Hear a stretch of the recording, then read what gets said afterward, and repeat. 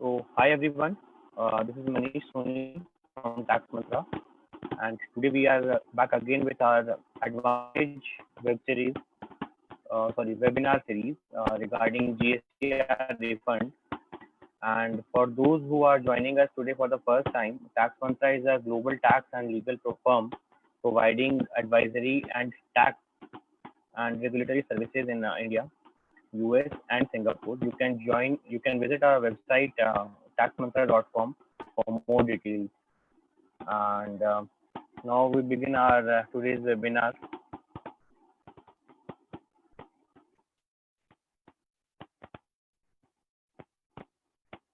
So our session for the day is refund under GST regime. So what is GST refund? So basically, GST refund is like a claiming of extra GST which has been paid or which is actually lying in your ITC account, that is input tax rate, and which is eligible for a refund, and you can claim those refunds. So without wasting much time, we will discuss about what are the time limits and all those details and the procedure as well. So the time limit for GST refund claiming is 2 years from the relevant date. So how do we decide the relevant date?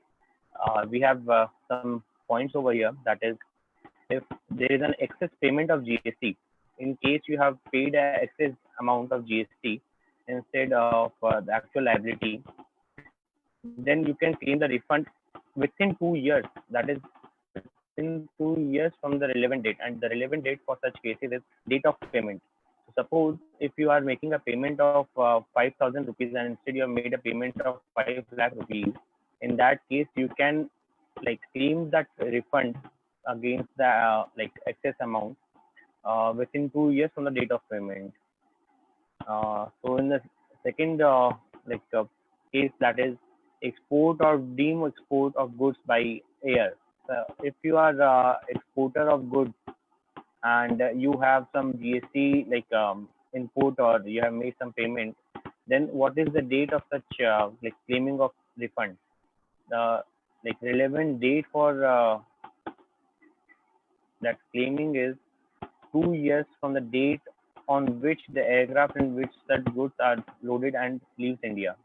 So the day your aircraft is leaving India with the goods you are supplying as export, from that date to till 2 years you can claim that refund amount.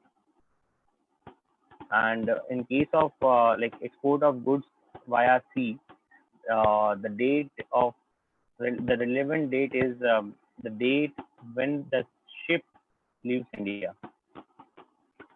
And in case if you are sending the goods, exporting the goods via land road, then the date of such goods when such goods are passing the frontier, that date will be considered as the relevant date.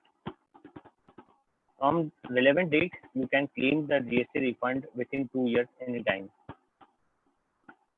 In case of services, if it is a deemed service, then in that case, you can claim when the in case of services, there are two parts. That is, first the payment is received, that is in advance, and the second case is where you are making the you're completing the services and then the payment is received. So in case the payment has been received after the completion, the date on which the payment is received in foreign exchange is the date of the relevant date. And in case of advance, the date of issuance of invoice is the date of relevant. In case of ITC, accumulated due to tax exemption or nil rated fundamentals, so the last date of the financial year to which it belongs is the last date. So suppose if you are having ITC and you are into supplies of goods or services of exempt nature, then for that financial year, when the financial year ends, that is on 31st March of whatever year it is, from that date to 2 years, you can claim it anytime. And for finalization of provisional assessment, so basically when such assessments are there, where you can claim the refund from the date on which you have received the adjustment order or like the provisional assessment like order, that date is the relevant date for such cases. So I'll repeat once again, the relevant date is different in all the criteria, in all type of refund claiming situations. But from the relevant date, 2 years are the period where you can claim the refund amount on such excess GST. So how do we calculate GST refund? So I have taken two examples, like the most used examples over here. Um, so one, like in the first case, there is Mr. X who was supposed to pay a liability of 10,000 rupees in September, and by accident, like by mistake, he has made a payment of 1 lakh rupees. So in that case, Mr. X is eligible to get a refund of 90,000 rupees.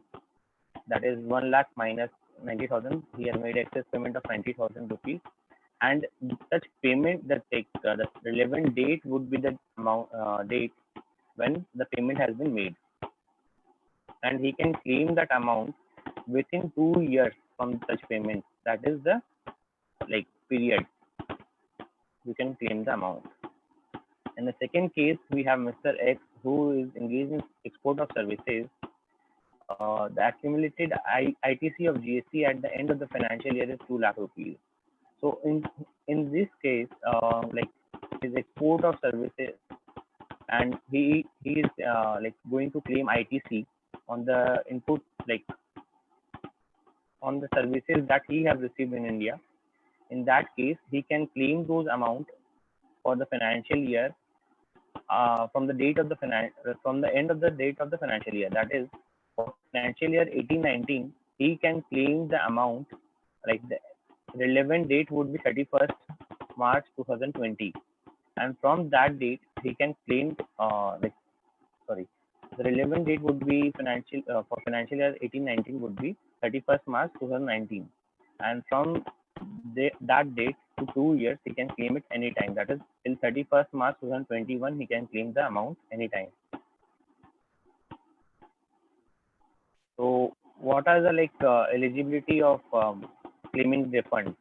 So there are some criteria as I have mentioned over here who are actually allowed to claim refund. Refund of unutilized input tax rate on account of export without payment of taxes. So in case you are exporter of goods or services, you can claim the ITC, like and you are making a like and you are exporting the goods or services without payment of taxes. In that case, you can claim the ITC.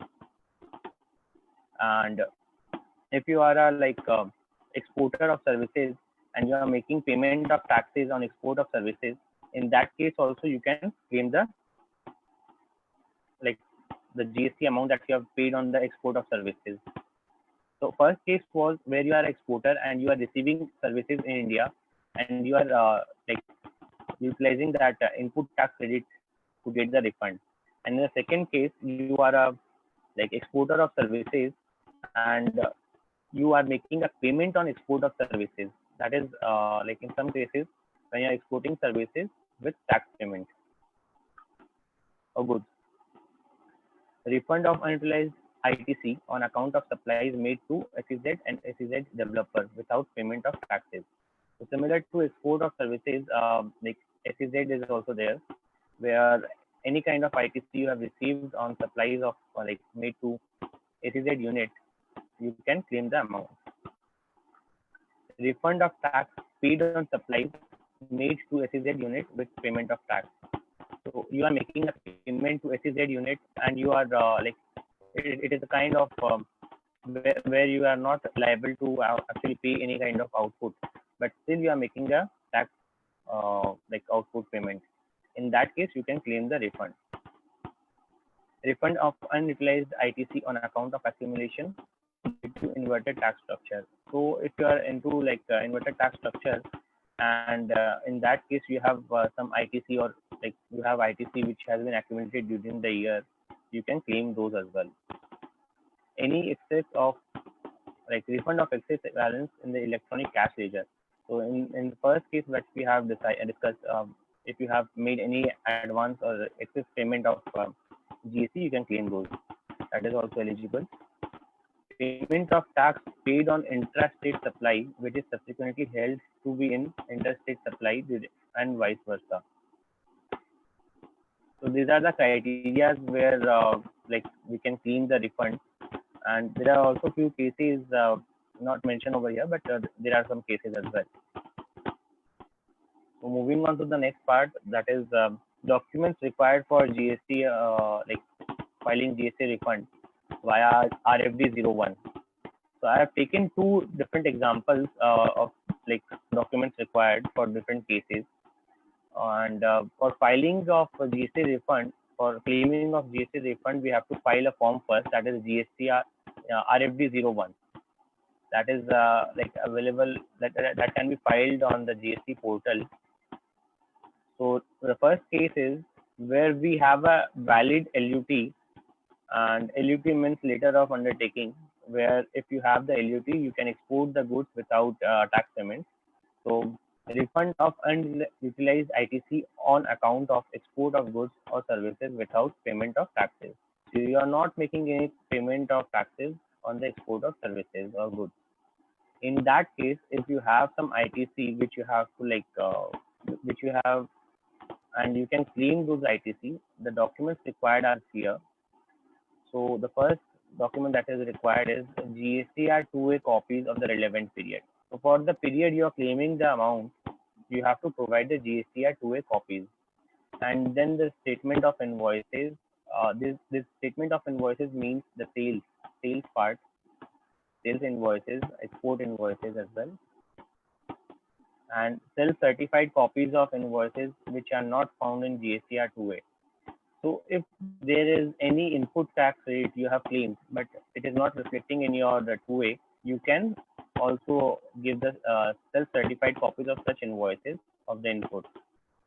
So suppose if any party has not submitted their GST return, and you are claiming the input on such amount, which on such services that you have received from that party, in that case, if you are claiming like refund of GST, you can provide the invoice copy, and you can self-certify it, and you can provide the document as a proof. And the most important document, if you are an exporter of services or goods, is BRC and FIRC. So for export of goods, you require BRC, and for export of services, FIRC is mandatory. FIRC is basically a receipt copy that the bank provides you when you receive the amount from the parties outside India.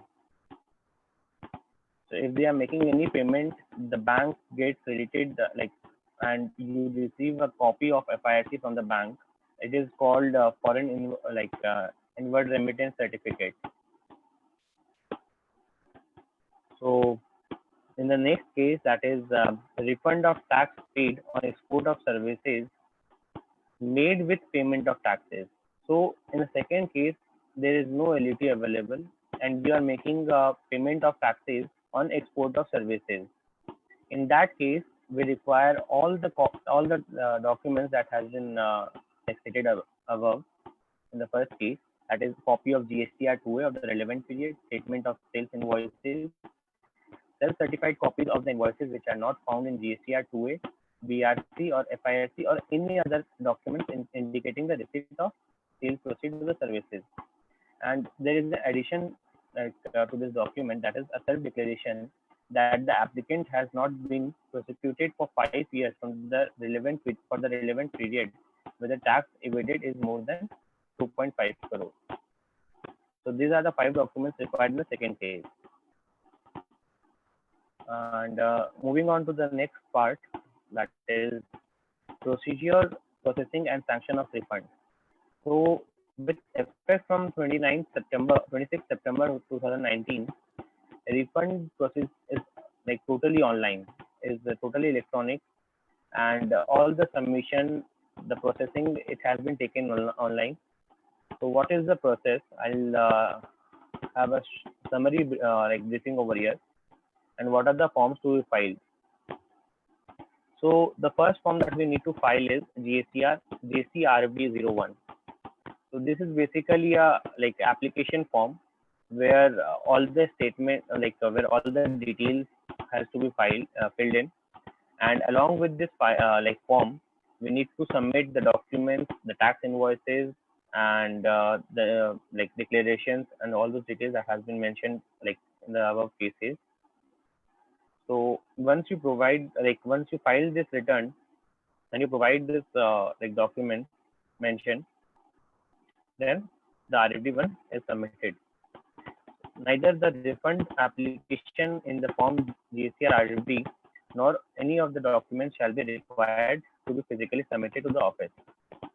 So basically, once you are submitting the RFD form with the documents, you don't have to submit any kind of form to the department in physical form. Everything has to be online. And once you file the return, you will get a ARN, that is application reference number. So basically, this will be generated once the filing is done, and within 15 days, of filing this GST RFD1, you will get a confirmation of acknowledgement.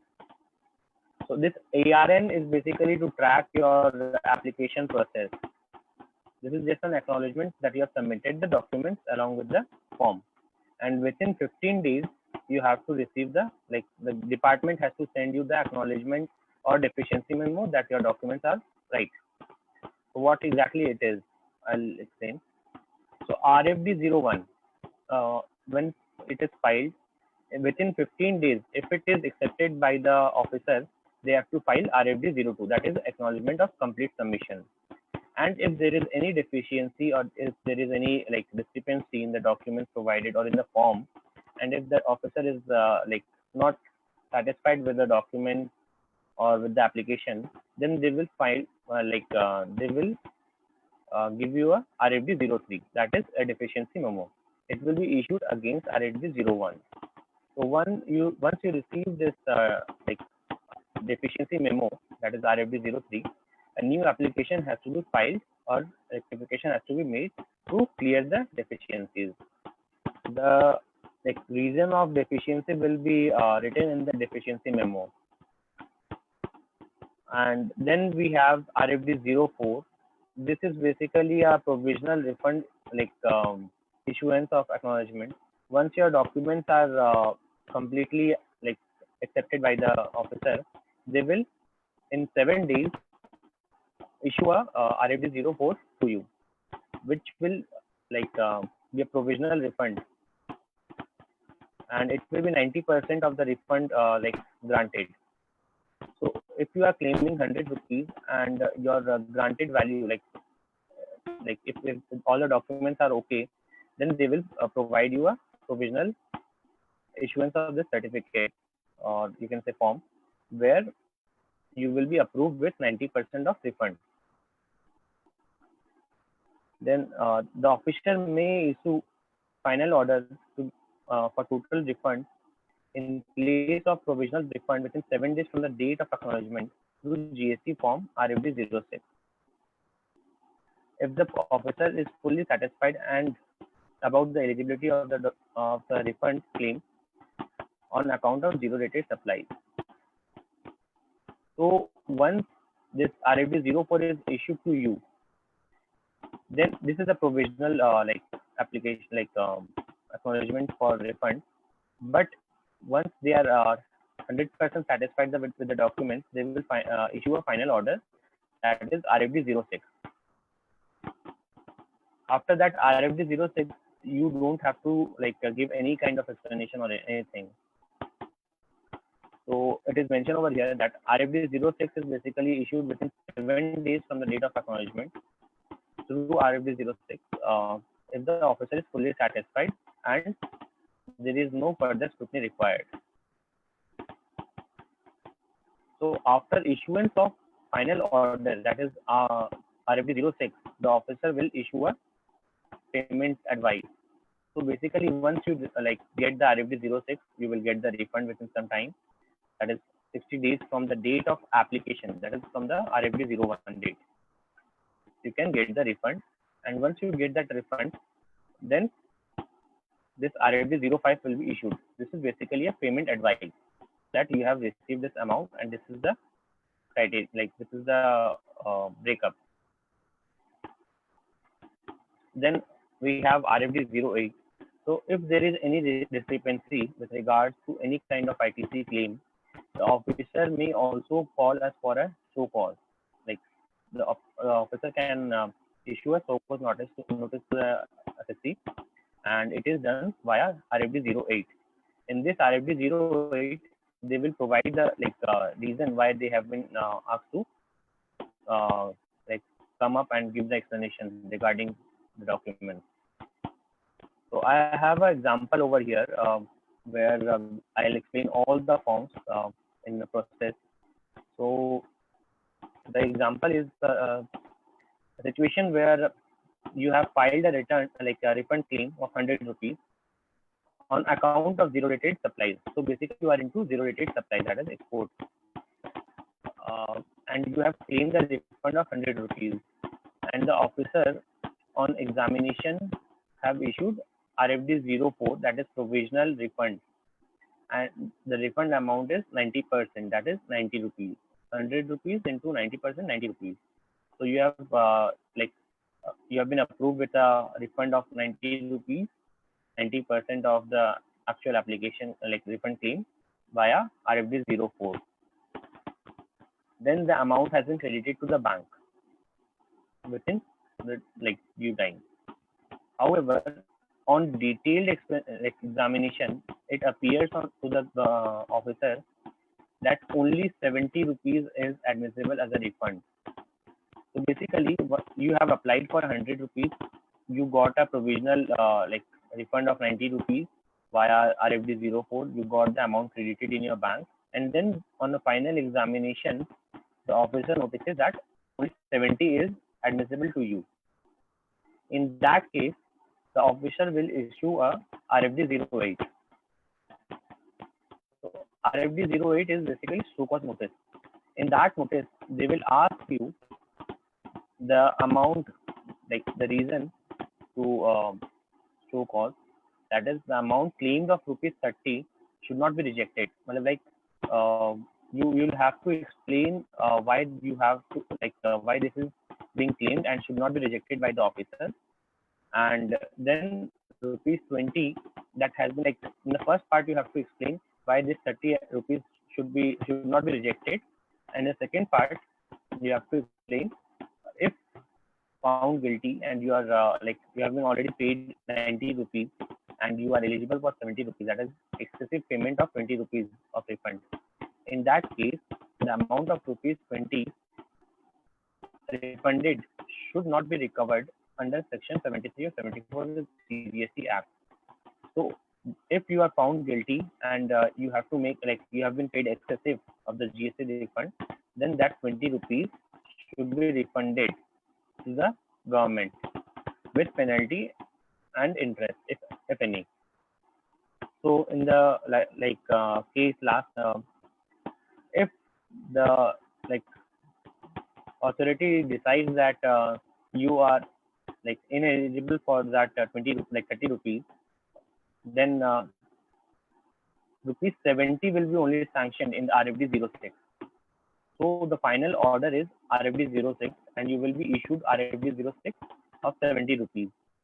But you have already received 90 rupees over here in the provisional refund, and an amount of rupees 20 along with interest and penalty, if any, shall be entered by the officer in the electronic liability ledger. So you have been paid 90 rupees already. You are actually eligible for 70 rupees refund. So you have got 20 rupees excessive, and now the officer is issuing you the final order of 70 rupees. In that case, the officer will demand 20 rupees back from you. The refund amount that has been incorrectly credited to you will be returned along with interest or penalty, if any, and this will be demanded via electronic liability register online, and there will be a form via which you can make the payment, that is GST DRC 07. So if there is any kind of such situation where you have been credited excessive amount by the officer incorrectly, then you have to make the payment via DRC 07 of the excessive amount. So I hope this was clear. And then we have some pointers over here, that is GST refund, interest on GST refund. If the amount, if the refund amount would not be credited to the bank of the applicant within 60 days, that is from the receipt of ARN, filing of GSTR RFD1, GST RFD 01.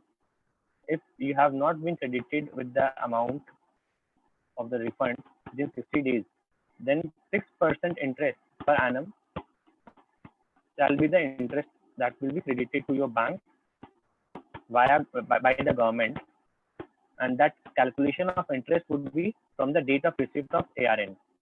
So if you have submitted the ARN, like the form application on 1st January 2019, within 60 days, if you did not receive the refund, you will be given an interest of rupees 6% on the GST refund amount, and the interest calculation will be done from the 1st of January till the date of payment. Then the second pointer is our ITC refund calculation in case of supplier having domestic as well as export services.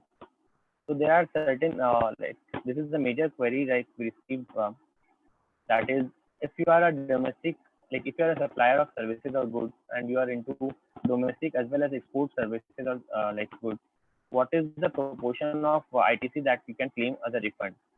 So I have an example over here, that is Mr. A is engaged into a supply of services, domestic and export. For financial year 18-19, they have an eligible ITC of rupees 1 lakh. So they have ITC in their ledger of rupees 1 lakh. So 1 lakh is the excessive ITC that they have right now. And the supply of services made during the year was 12 lakh rupees, of which export services is 9 lakh. So only 3 lakh has been a domestic service supply. So in this case, Mr. A is only eligible for rupees 75,000 for GST refund. The calculation is mentioned over here. So the calculation is somewhat like ITC available, that is 1 lakh rupees, into in the proportion of 9 to 12, that is 9 lakhs to 12 lakhs, that is export of services to the proportion of total services. So in the export services proportion only you can claim the refund amount. And if you are engaged into fully domestic services, in that case you cannot claim the ITC, because the calculation will be the answer to the calculation will be 0. So you are ineligible in case you are a domestic sale. So that's it. We are now open for questions. If there is any query, you can put your questions in the chat box.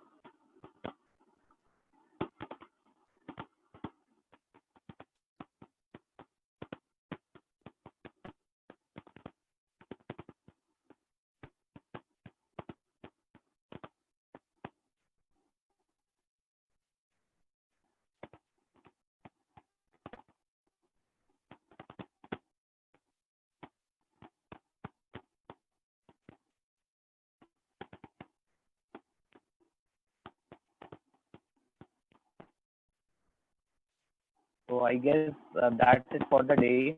For any kind of queries or support or feedback, you can visit our website and message us. You can also email us. Sorry, just a minute. We have a question.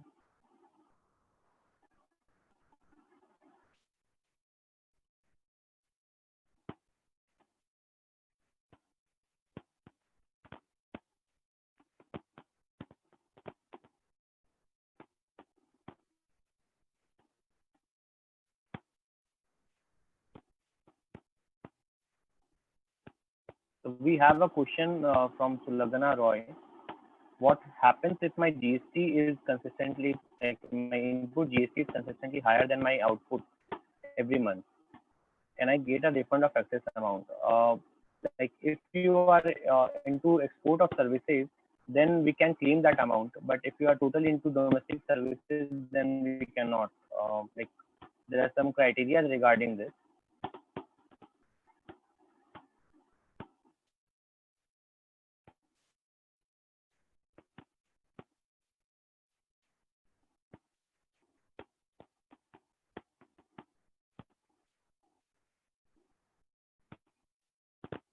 So I I hope that's it for the day. Uh, so we have our global delivery centers in Singapore, India, and US. You can like if you have any queries or feedback or support required, you can like visit our website, or you can also email us on info@tactmonitor.com, or you can WhatsApp us. The WhatsApp number is mentioned over here.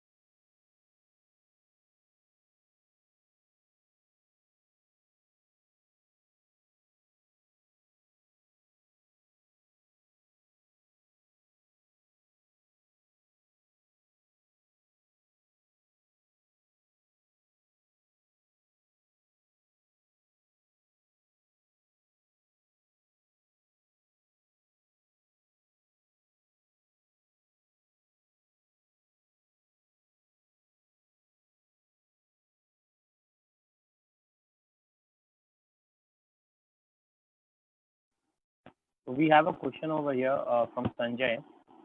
Like that is that you are interstate supplier of services and you have not claimed ITC against the GST.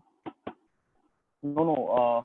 On in, like fixed assets, like if you want, you can claim the refund after the end of the financial year, but you can claim that amount only within 6 months from the end of the financial year.